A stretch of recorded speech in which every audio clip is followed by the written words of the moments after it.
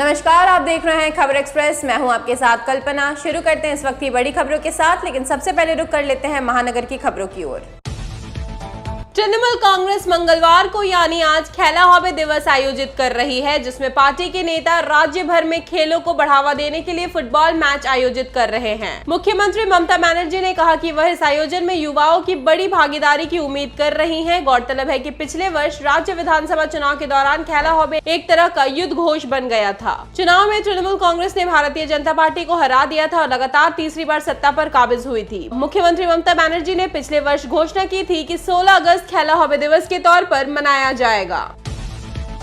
स्वतंत्रता की 75वीं वर्षगांठ के अवसर पर पश्चिम बंगाल की ममता बनर्जी सरकार ने इस साल भी राज्य के जेलों में आजीवन कारावास की सजा काट रहे 99 कैदियों को पर रिहा करने का ऐलान किया। उनके परिजन मंगलवार की सुबह से ही जेल गेट के बाहर मौजूद थे। मंगलवार की सुबह उन्हें रिहा कर दिया गया। रिहा होने वालों में ज्यादातर उम्र कैद की सजा पाए या ज्यादातर सजायाफ्ता अपराधी हैं। ये वर्षों से जेल की सलाखों के पीछे अपना जीवन गुजर कर रहे थे। इस दौरान किसी ने अपने माता पिता को खो दिया तो किसी का कोई है ही नहीं। किसी के परिजन कभी नहीं मिले। वे स्वतंत्रता दिवस पर जेल से रिहा हुए।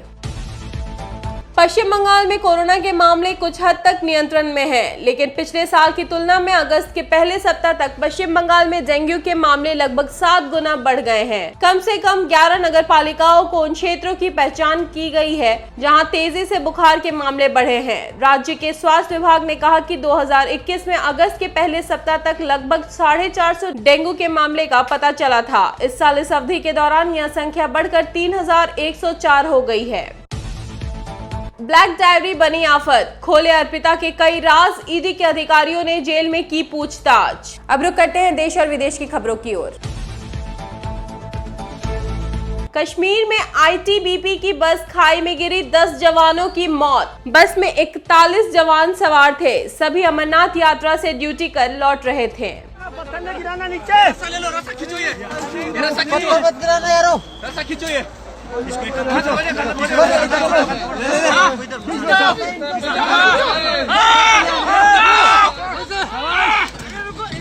नहीं अभी